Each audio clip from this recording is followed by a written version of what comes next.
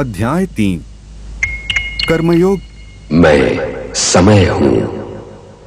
मेरे बहाव के रास्ते में न किसी दुख की रुकावट है न किसी सुख की। जायसी चेत कर्मणस्ते मता बुद्धिर्जनार्दन तत्किं कर्मणि घोरे मां नियोजसी केशव। तात्पर्य। अर्जुन ने कहा, हे जनार्दन, हे केशव, यदि आप बुद्धि को सकाम कर्म से श्रेष्ठ समझते हैं तो फिर आप मुझे इस घोर युद्ध में क्यों लगाना चाहते हैं। व्यामिश्रेणे वाक्येन बुद्धि मोह्यसीव में तदेकं वद निश्चित्य येन श्रेयोहमाप्नुया। तात्पर्य। आपके व्यामिश्रित अनेकार्थक उपदेशों से मेरी बुद्धि मोहित हो गई है। आथ कृपा करके निश्चय पूर्वक मुझे बताएं कि इनमें से मेरे लिए सर्वाधिक श्रेयस्कर क्या होगा। लोकेस्मिन् द्विविधा निष्ठा पुरा प्रोक्ता मया नघ ज्ञानयोगेन सांख्याना कर्मयोगेन योगिना। श्री भगवान ने कहा, हे निष्पाप अर्जुन, मैं पहले ही बता चुका हूं कि आत्म साक्षात्कार का प्रयत्न करने वाले दो प्रकार के पुरुष होते हैं। कुछ इसे ज्ञान योग द्वारा समझने का प्रयत्न करते हैं तो कुछ भक्तिमय सेवा के द्वारा। न कर्मणाम नारंभान्नैष कर्मेण पुरुषो श्रुते न च संन्यसनादेव सिद्धिं समधिगच्छति। तात्पर्य। न तो कर्म से विमुख होकर कोई कर्मफल से छुटकारा पा सकता है और न केवल संन्यास से सिद्धि प्राप्त की जा सकती है। न ही कश्चित् क्षणमपि जातु तिष्ठत्य कर्मकृत कार्यते ह्यवशः कर्म सर्वः प्रकृतिजैर्गुणैः है। तात्पर्य। प्रत्येक व्यक्ति को प्रकृति से अर्जित गुणों के अनुसार विवश होकर कर्म करना पड़ता है। आथ कोई भी एक क्षण भर के लिए भी बिना कर्म किए नहीं रह सकता। कर्मेंद्रियाणि संयमय य आस्ते मनसा स्मरन् इंद्रियार्थान विमूढ़ात्मा मिथ्याचारः स उच्यते। तात्पर्य। जो कर्मेंद्रियों को वश में तो करता है किंतु जिसका मन इंद्रिय विषयों का चिंतन करता रहता है वह निश्चित रूप से स्वयं को धोखा देता है और मिथ्याचारी कहलाता है। यस्त्विन्द्रियाणि मनसा नियम्यार्भतेर्जुन कर्मेंद्रियः कर्मयोगमसक्तः स विशिष्यते। तात्पर्य। दूसरी ओर यदि कोई निष्ठावान व्यक्ति अपने मन के द्वारा कर्मेंद्रियों को वश में करने का प्रयत्न करता है और बिना किसी आसक्ति के कर्मयोग कृष्ण भावनामृत में प्रारंभ करता है तो वह अति उत्कृष्ट है। नेतं कुरु कर्म त्वं कर्म ज्यायो ह्यकर्मणः है शरीर यात्रापि च तेन प्रसिद्ध भेद कर्मणः। तात्पर्य। अपना नियत कर्म करो क्योंकि कर्म न करने की अपेक्षा कर्म करना श्रेष्ठ है। कर्म के बिना तो शरीर निर्वाह भी नहीं हो सकता। यज्ञार्थात् कर्मणोऽन्यत्र लोकोऽयं कर्म बंधनः तदर्थं कर्म कौन्तेय मुक्त संगः समाचर। तात्पर्य। श्री विष्णु के लिए यज्ञ रूप में कर्म करना चाहिए, अन्यथा कर्म के द्वारा इस भौतिक जगत में बंधन उत्पन्न होता है।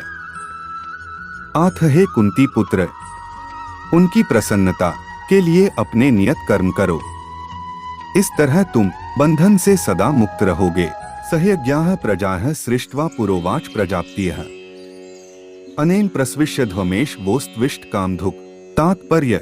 सृष्टि के प्रारंभ में समस्त प्राणियों के स्वामी प्रजापति ने विष्णु के लिए यज्ञ सहित मनुष्यों तथा देवताओं की संततियों को रचा और उनसे कहा, तुम इस यज्ञ से सुखी रहो क्योंकि इसके करने से तुम्हें सुखपूर्वक रहने तथा मुक्ति प्राप्त करने के लिए समस्त वांछित वस्तुएं प्राप्त हो सकेंगी।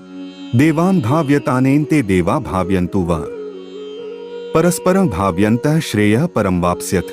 तात्पर्य। यज्ञों के द्वारा प्रसन्न होकर देवता तुम्हें भी प्रसन्न करेंगे और इस तरह मनुष्यों तथा देवताओं के मध्य सहयोग से सबों को संपन्नता प्राप्त होगी। इष्टान भोगान ही वो देवा दास्यन्ते यज्ञ भाविता है तैर्दत्तान प्रदायभ्यो यो भुंक्ते स्तेन एव सः। तात्पर्य। जीवन की विभिन्न आवश्यकताओं की पूर्ति करने वाले विभिन्न देवता यज्ञ संपन्न होने पर प्रसन्न होकर तुम्हारी सारी आवश्यकताओं की पूर्ति करेंगे, किंतु जो इन उपहारों को देवताओं को अर्पित किए बिना भोगता है वह निश्चित रूप से चोर है।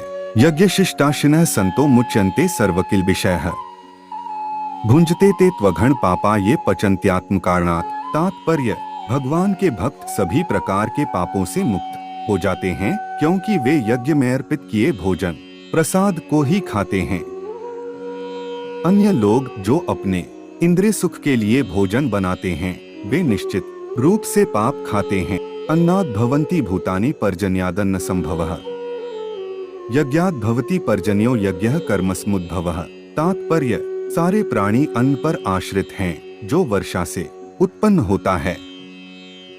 वर्षा यज्ञ संपन्न करने से होती है और यज्ञ नियत कर्मों से उत्पन्न होता है। कर्म ब्रह्मोद्भवम विद्धि ब्रह्माक्षर समुद्भवम। तस्मात् सर्वक्तं ब्रह्मा नित्य यज्ञ प्रतिष्ठित।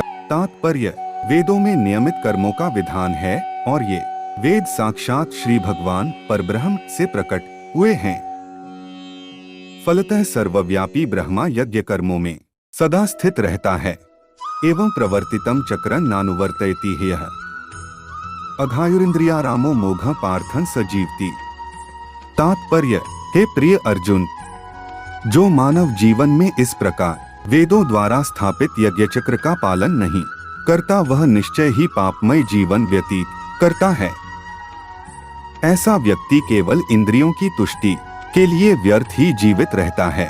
यस्त्वात्मर्तिरेव स्यादात्मतृप्तश्च मानवः आत्मन्येव च संतुष्टस्तस्य कार्यं न विद्यते। तात्पर्य, किंतु जो व्यक्ति आत्मा में ही आनंद लेता है तथा जिसका जीवन आत्म साक्षात्कार युक्त है और जो अपने में ही पूर्णतया संतुष्ट रहता है, उसके लिए कुछ करणीय कर्तव्य नहीं होता।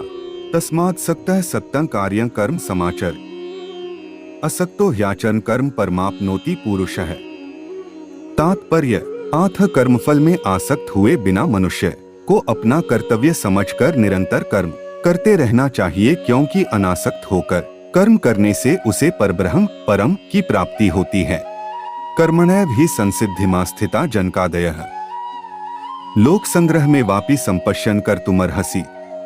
तात्पर्य, जनक जैसे राजाओं ने केवल नियत कर्मों को करने से ही सिद्धि प्राप्त की। आथ सामान्य जनों को शिक्षित करने की दृष्टि से तुम्हें कर्म करना चाहिए। यद्यदाचरति श्रेष्ठस्तत्तदेवेतरो जनः स यत् प्रमाणम कुरुते लोकस्तदनुवर्तते। तात्पर्य, महापुरुष जो जो आचरण करता है, सामान्य व्यक्ति उसी का अनुसरण करते हैं। वह अपने अनुसरणीय कार्यों से जो आदर्श प्रस्तुत करता है, संपूर्ण विश्व उसका अनुसरण करता है।